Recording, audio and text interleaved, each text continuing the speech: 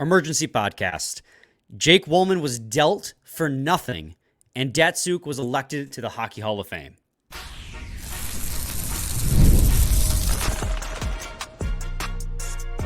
You're Locked On Red Wings, your daily podcast on the Detroit Red Wings. Part of the Locked On Podcast Network, your team every day. Welcome back to the Locked On Red Wings podcast again for the second time today. We are your hosts, Brian Fisher and Scotty Bentley.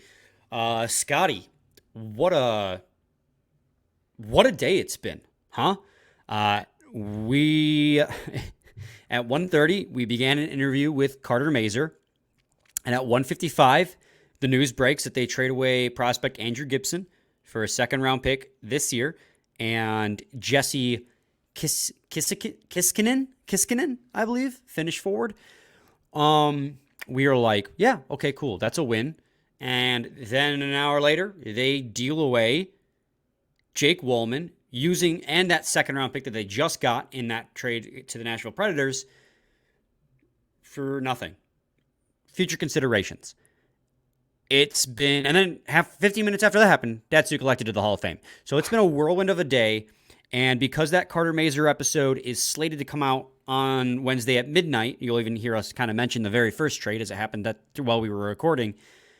We had to record this now, and it's just going to go up when it's done because this is too monumental in a vacuum and potentially even more monumental if what we hope is going to happen happens.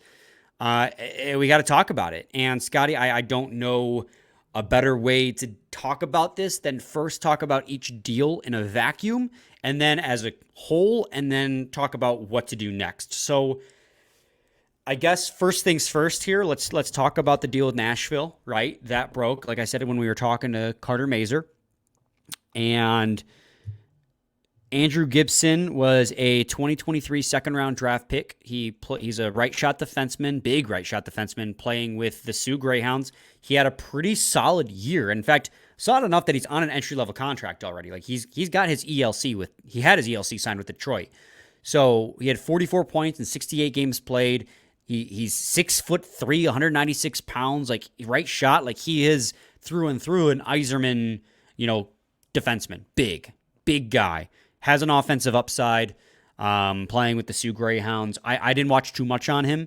I know he has an NHL ceiling, but I don't know too much about him other than he had a good year. They dealt him to Nashville for Jeese Kiiskinen, who is a Finnish forward, right shot as well, 6 foot, 190 pounds. He had just a handful of points this season in Liga, the top Finnish league. And he has also, a potential NHL ceiling. He was a third-round pick in 2023. He's got a great shot from everything I've read, and he's going to be expected to take on a bigger role in Liga next season. That trade, I mean, you recouped because you got the second-round pick that was originally Tampa's in that deal as well for this season. That trade in a vacuum was a clear win to me. I was a little disappointed. A little bummed. I wouldn't say disappointed. I was kind of bummed trading away Gibson because he was somebody I was finally starting to maybe give his due. But recouping the second you traded him for, or you drafted him by, and getting that from the original one from Tampa from Nashville, and then also getting a prospect on top of that with a decently high ceiling, I was like, this in a vacuum is a win. I'm like, that's a crazy price to pay for Nashville for a guy who's still playing in the OHL, CHL. I was just, in a vacuum, I was like, that's a clear win. Yeah, I had no issue with that. Like you said, it happened right at the end of our interview with Mazur, and we talked about it after we were done. And I'm pretty lockstep with you there. I really don't have too much of an issue with that deal. I thought it was fine for the Wings, and like you said, anytime you're giving up prospects, especially not like your blue chip top end prospects, and you're getting picks in the first 2 rounds, that's going to be a win, I would say, more times than not. Obviously, time will tell as far as that stuff goes, but I had no issue with that. I think a lot of the mayhem comes with the follow-up. Yeah, and I mean, I was texting, for our friend Max Boltman too, and I was like, "What's your take on this deal?" Because Gibson I don't understand why though. Like that's the thing is why this deal happened, because unless Nashville is really high on Gibson, and so they offered enough to make it so Eiserman couldn't say no, or that maybe they just but just like a second round pick is kind of crazy. And what Max told me ended up being true is there's probably another move coming. Move is usually a pretext or a preamble to another move, and he was right because an hour later, Jake Walman and that second round pick that they had just gotten from Nashville, the one that originally belonged to Tampa, is dealt to San Jose for nothing, future considerations. And I mean, if you follow me on social media, I was flustered, and that's to be fair. Like I still kind of am. Like I'm still trying to make sense of this, and we all are thinking the same thing, right? Like this still is a pretext and a preamble of what to come, but in a vacuum, just like the last trade, this trade is a massive L. Like to trade away Jake Walman, who, along with Moritz Seider, who's only second in the league to Moritz Seider, getting the toughest matchups in the NHL. And you and I were in agreement. We thought he was overexposed, kind of proved he wasn't a top pair defenseman, but he's still a solid top 4 defenseman with an offensive upside on the left side. He's on a fair contract. It's not like it's Justin Holl who's paid $3+ million for the next 2 years and only played 38 games, or Oli Mata, who is a fine depth defenseman but has no protection and has just 1 year left on his deal at about, again, a little over $3 million. He is a productive defenseman. So the fact that then they had to then package Jake Walman with a second round pick to offload his contract to get nothing in return, it's very hard to justify that to me. Even if, like, let's say our dream does happen, right, Scotty? And this is a preamble to another huge move like this, because clearly the only pros to this is it clears cap space, right? $3.4 million gives you about $30 million in cap space for this year coming up, this July 1st coming up, and you have to re-sign Seider and Raymond, but it gives you a little bit more flexibility, and it gets rid of a little bit of a logjam on the defense. Let's say, best case scenario, they're using this for a big-time move, like a Jake Gensel, or like there's been some rumblings about the Ducks with Gibson and Zegras, or whatever. Like everyone's trying, all the insiders even are kind of grasping at straws at what the next move could be. Even if that comes true, and we get a Jake Gensel, or we get a Mitch Marner, or whatever it is, I find it really hard to justify giving away Jake Walman for nothing. Like that, and to have to give up a draft pick on top of that. Like Jake Walman's the type of defenseman you can trade for things, and they didn't get anything. I am blown away still. This happened probably 2 hours ago in our world here, and I really am having a hard time wrapping my head around it. I think it is important to start off with this. This is all like it almost, I don't like using the word has to or talking in certainties when talking about sports, but it almost feels like this has to lead to something else, right? It almost feels like this has to be, okay, you did that so that you can bring in and make a bigger splash. But to your point, even knowing that, even if it is, it still feels like a very, very reactionary, like we need cap space right now, how do we do it type of move. And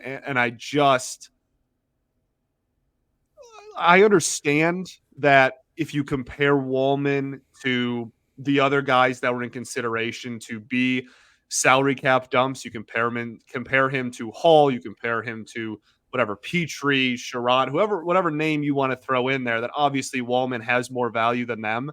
But that makes the attaching of the second round pick make even less to me, not make more. I'm really struggling to understand the justification, even if it is a precursor for a bigger move. Yeah, and I'm right there with you, right? Like, I will be very happy. Like, I want to make this very, very clear. I will be very happy if they use this cap space to sign a big time player, right? But I'll still always be disappointed that they got nothing for Jake Walman. He's not a caliber of a player that you have to use a pick to offload. Like, that's not who he is. And I understand there might not have been a market for Hull. That's fine. That was always that was always a possibility. I still have of the belief that if you could probably have offloaded him at 50% retained, but whatever. If that's not the case, that's not the case. I'm wrong. That's fine. Olimata, I don't understand how can you not offload Olimata if you're going to offload anyone? And that's not an indictment on Olimata. I like Olimata's game, but just comparing, apples to apples, player to player, I think Jake Walman's the better defenseman. And he's only got 1 year left at like $3 million with no trade protection. So trying to make sense of this trade in a vacuum is hard. And in totality, you traded away a second-round pick and Jake Walman and Andrew Gibson for Jeese Kiiskinen. And this is evolving. This can change. We keep saying that. And I think it will change.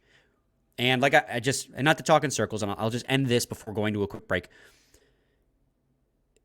If they use that cap space to make a big time move, I will be very happy, but I will still be a little upset that they got nothing but future considerations back from San Jose for a guy of Jake Walman's caliber. And I want to talk a little bit more about the future considerations thing because there's some question marks still kind of surrounding that too.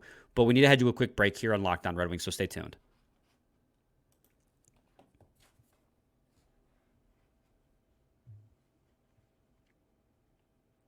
Segment 2, Locked On Red Wings podcast, emergency podcast. I want to talk about the emergency considerations thing because Sean Shapiro, great writer, check out his stuff, tweeted out something earlier today that I was like, oh yeah, that did change. In the NHL, they closed the loophole. You can't trade away a player and get nothing in return. Like, future considerations is dead in the NHL. So he tweeted out, and I'll read the tweet verbatim. I was also under the assumption the NHL closed the loophole on future considerations and you had to include something. So this is also confusing to me on the Walman to San Jose deal for nothing. He then quote retweeted and said, I reached out to NHL Deputy Commissioner Bill Daly, and here is his answer. Future consideration transactions are still permitted depending on circumstances, in all cases subject to late league approval. So trades for future considerations can still happen if approved by the league and depending on different circumstances. I don't want to go to... It's dangerous to play that game. Circumstances is really vague, and we don't know what circumstances is. But there may have been something else at play here that we aren't privy of.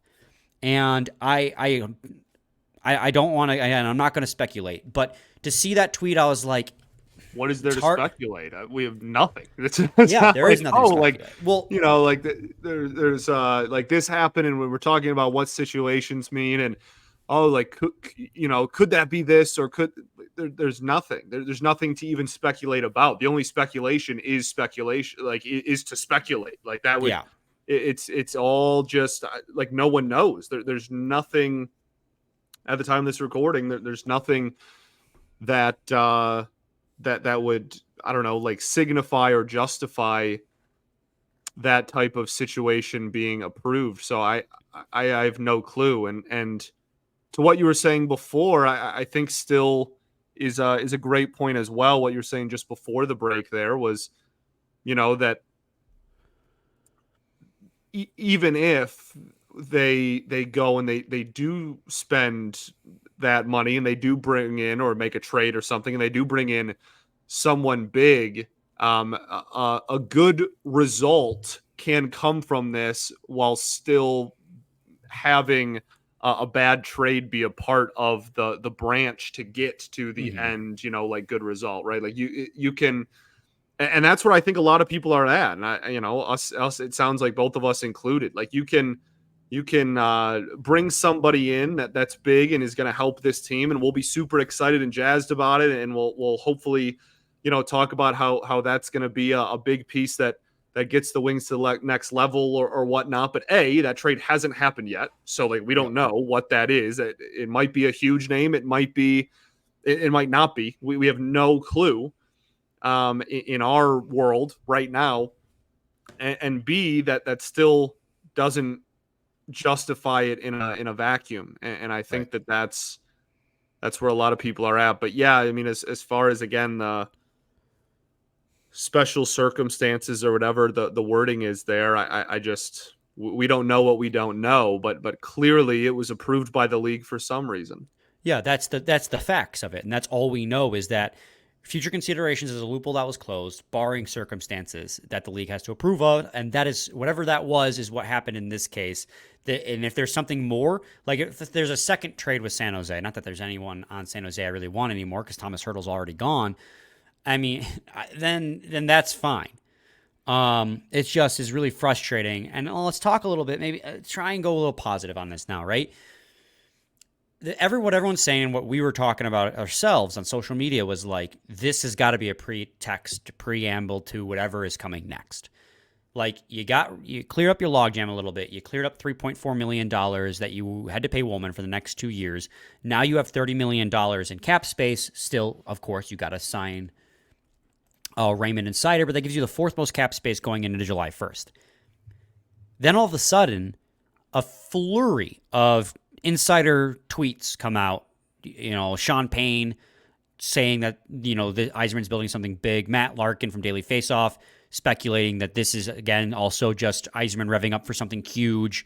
Pierre LeBrun tweeting that Red Wings are still negotiating with Shane Gostisbehere.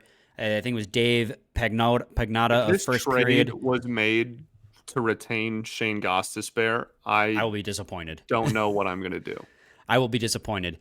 But then you had David Pagnotta of the Fourth Period tweeting out that Red Wings are in the mix on John Gibson of the Anaheim Ducks, which I'm also lukewarm on as an idea. Guentzel. And then he also tweeted out that the Red Wings are in on Jake Guentzel along with the Kings. That's the one where I'd be like, because if you trade for him you trade for his rights, his negotiating rights prior to free agency, you give up a third-round pick for that, and now you have that extra $3 million that gives you the wiggle room to extend him. That's the one where I'm like, okay, if that is the move, at least I see it. I understand it. I'm still not happy about giving up. There's still, you're right. I do not disagree with a single thing you said. And to rudely cut you off there and finish your thought for you, like it still doesn't, there are other places to shed $3.5 million on this roster though. Right? Like that is the frustrating part, is there is still so many other areas in which you could have found $3.5 million than getting rid of Jake Walman for nothing. I mean, Sean Shapiro literally just tweeted, kind of the consensus I've gotten talking to some people about why Detroit made this trade all goes back to they must have something else cooking. I guess whatever they are cooking will be interesting. So like basically everyone's unsure. Everyone's speculating. There's got to be something else coming here. And if there's not, this will be like, we've joked in the past. I'm going to go on the record and say if there is not, and I do believe there is something else coming, because you said you can't say uncertainties. I will say it with a certainty that as a fan who has watched this team build back up, there has to be something else coming to make this more palatable, because it's not just what occurred was not good resource management. It just flat out was not good resource management. But if it's used again as a pretext, a precursor to getting Jake Guentzel or UC Saros, who's also his name's been floating around out there, then at least I'm like, okay, I understand why it happened. But I'm with you where it's like, you could have done other routes, like buying out Justin Holl. And I know he's a right side defenseman, so like there is a value there, question mark. But like he played 38 games. So, even if you bought out Olimata, then it's 2 years of that. I don't think you would have had to. I think you could have dealt him. I still think you could have dealt him. I will be much, much happier if what we think, what everyone is thinking is happening is going to happen, where there's another big move on the way. But if there's not, this is a major strike, in my opinion, against Yzerman. Yeah.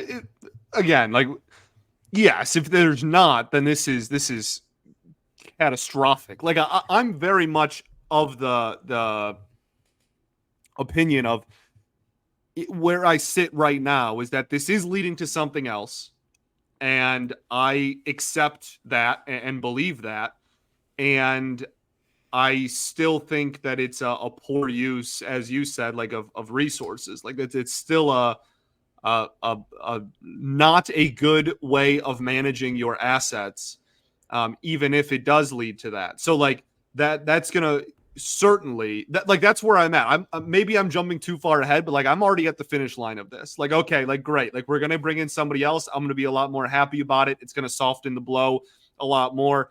It's going to hopefully improve the team. Hopefully you get rid of Jake Walman for nothing in order to bring in somebody who is really good and is going to make this hockey team better. If we look at this at the end and we go, wow, like we got rid of Walman for nothing, but the team is better, then great. That's the whole point, right? That's the goal. That's awesome.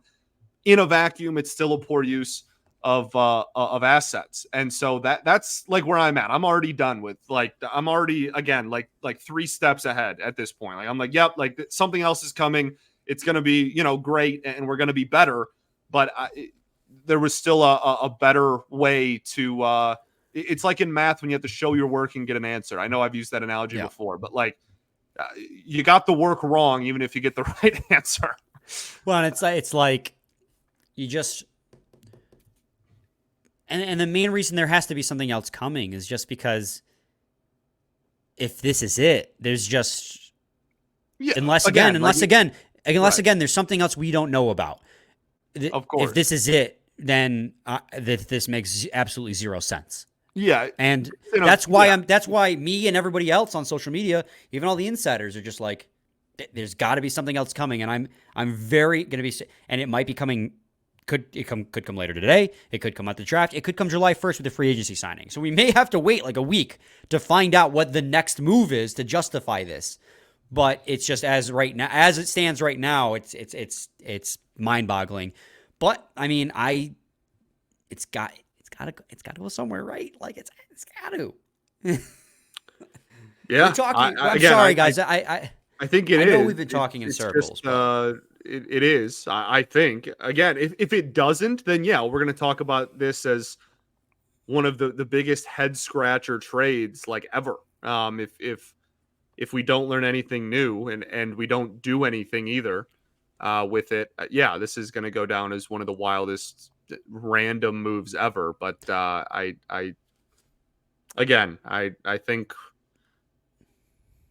I don't know. I'm just talking in circles at this point. We both are. We're both, because it's head scratching, and so we keep coming back to the same conclusion when we're trying to talk about it. Is that right? You can talk all you want. All roads lead back to just the initial point, which is why something else is coming. Why and something else has to be coming. That's it. And I still have faith that something else will be coming. That's where I'm going to leave it, or else we're going to do it again and talk in a circle again. Yeah. Let's get to segment 2 of segment 3 of Locked On Red Wings. We'll talk about Datsyuk getting inducted to the Hall of Fame because it happened 20 minutes after the news about Walman. Wild day. So stay tuned for that in segment 3, Locked On Red Wings.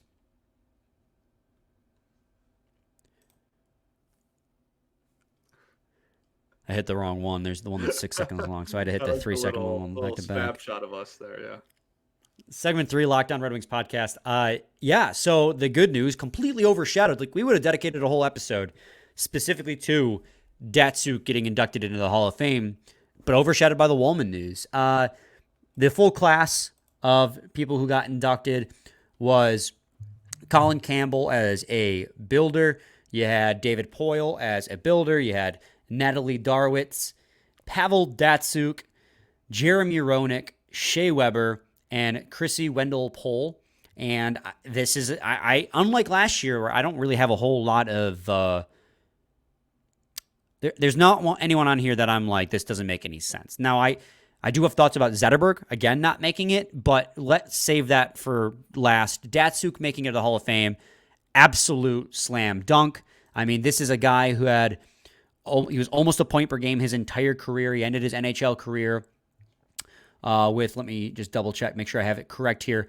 And it is NHL career with 918 points in 953 games. He was a 2-time Stanley Cup winner. He was a 4-time Lady Byng winner. He was a 3-time Selke winner. He won an Olympic gold. He's won World Championship gold. He's a member of the Triple Gold Club.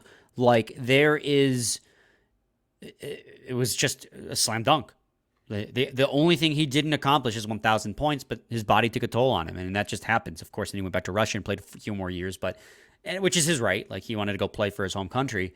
But he was without a doubt a slam dunk, and he is one of my favorite Red Wings of all time, and one of the guys I actually have vivid memories of watching growing up. Like, when I think of my era of Red Wings growing up, Datsyuk is one of the faces that comes to mind. Yeah, same. Absolutely. Right. I mean, that's, I'm even younger than you by a couple of years. So like that's absolutely, when I think of good Red Wings teams, those are the guys I think of, right? Is Z and the Magic Man. So it's awesome. It was really cool. It's an incredible notification to get, especially amidst all of the mayhem. Absolutely deserves it. Really, really excited to watch him get inducted, and is one of the greatest Red Wings of all time, and deserves to be in there. So many great memories from his tenure here. Obviously, I mean, we could just do an entire show listing off like greatest Datsyuk moments.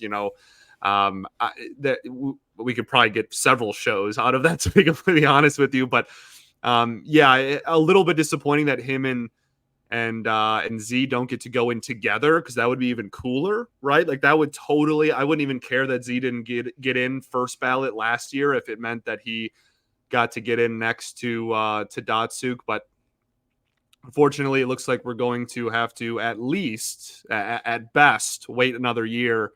At worst, make the argument even louder going forward. So, a little bit disappointing on that front. I still think Zetterberg absolutely deserves to be in.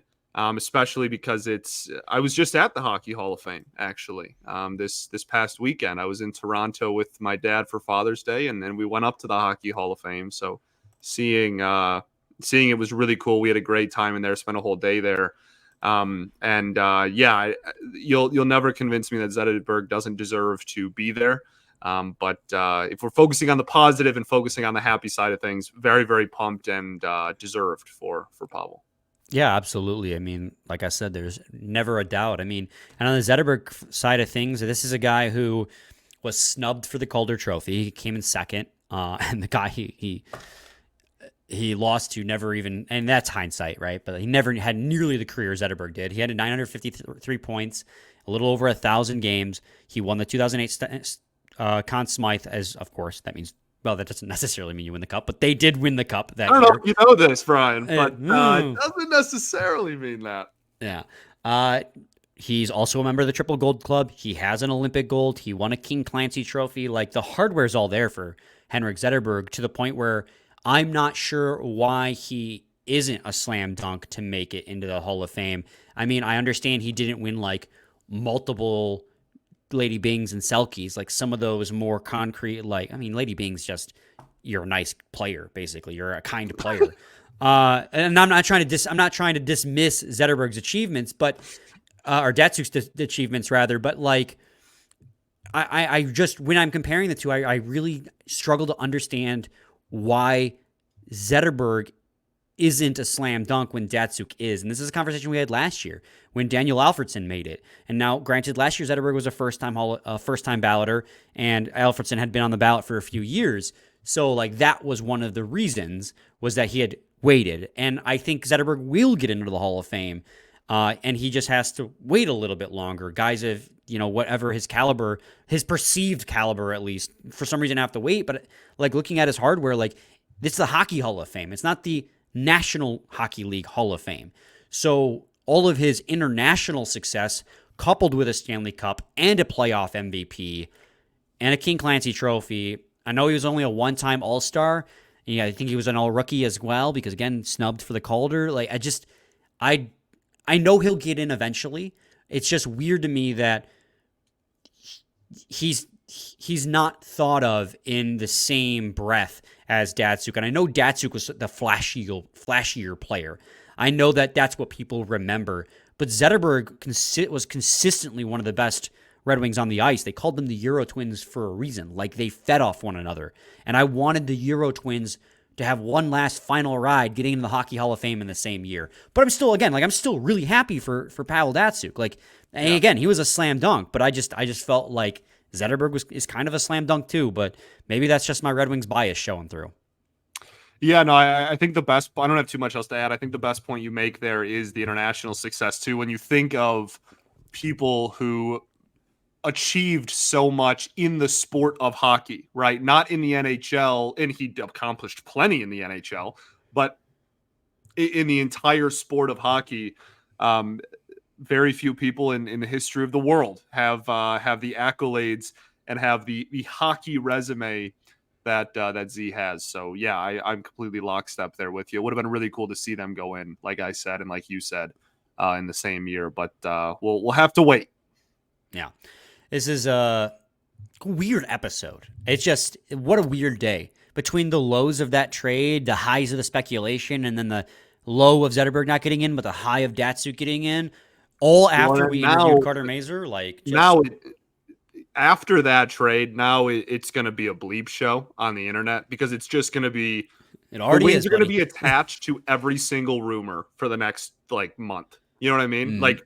Until that cap space is filled, right? And until that cap space that we just offloaded for nothing is utilized, it's going to be every single, I mean, we already talked about Gensel. You mentioned earlier, like Gibson, like every single person that's going to be a big name free agent or is going to be put on the trade block, whatever. The Wings are going to be attached to freaking everybody, and it's going to be so unbelievably exhausting. I already want it to end. Yep. So I guess that's that. I think I've said everything that I want to say. Yeah, same. I mean, again, like, we're pretty lockstep here. I feel like at times maybe we even just kind of like talked in circles for 20 minutes there about it. But it's just, again, this also just happened like in our world. So I think still a lot to process. Right. Gather our thoughts here and whatnot. So if it was, I feel like I got a little repeaty at one point. So I'm sorry for that. But I feel like it really, as much conversation as you have, it all just comes back to what's next and why Walman. Yes. And those are things we don't know, which is why the conversation stops and keeps going in circles. Yep. And since we're repeating ourselves, it's just the thoughts on the matter is first trade, good. But then the second trade made it very bad. But we have faith that Yzerman has something else cooking.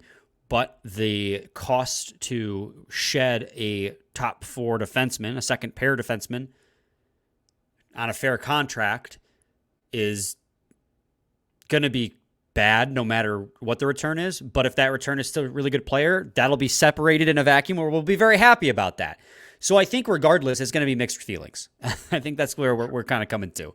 We'll be very happy if they make that big splash move we want them to make because of this, but we'll be disappointed that this was how they decided to use the resources with Walman. For sure. It's still very possible to have a better team at the end of this, branch. Like, people do like the trade, like branches and whatnot, trade trees. It's still very possible, and it should be the goal. They better, right? Not even it's possible. It should be the expectation at this point for the Wings to be a better team after it's all said and done. But that doesn't make it any less of a head scratcher when it just comes to pure allocation of resources and assets. Yep. So we'll be back. Well, we'll be back at midnight with our Carter Mazur interview. That's already done before this episode was recorded. So stay tuned for that. Enjoy that. Carter Mazur. The interview made me love him even more. Dude, man. He's such an awesome dude. Like, just super down to earth and fun to talk to. Like, he's just a dude. Yeah. We talked about him a little bit. Or we talked to him a little bit before and after the recording, and just were talking hockey and about him. And it was he's a really, really cool guy. You ever see that meme? It's what's better than this? Just guys being dudes. Yeah. that was the vibe with Carter Mazur on the pod. For sure. It was really fun. So listen to both. This episode and the Carter Mazer, completely different vibes. Incredible. Very different vibes. We don't know what the Thursday's episode is going to be yet. We're going to wait so that this doesn't happen to us again until the evening on Thursday, or evening on Wednesday, rather, to record for Thursday. So stay tuned for that. And then Friday's episode, we will wait until after the first round concludes to record Friday's episode, just because that's happening on a Friday. It would be kind of not smart to just not to wait till Monday to talk about the first round. So we'll do that. It's going to be a weird release schedule, I think, the next few days, but stick with us. You'll get an episode every day. For your purposes, it'll be fine. Word. Same time, same place. Your team. We every won't day. Every day.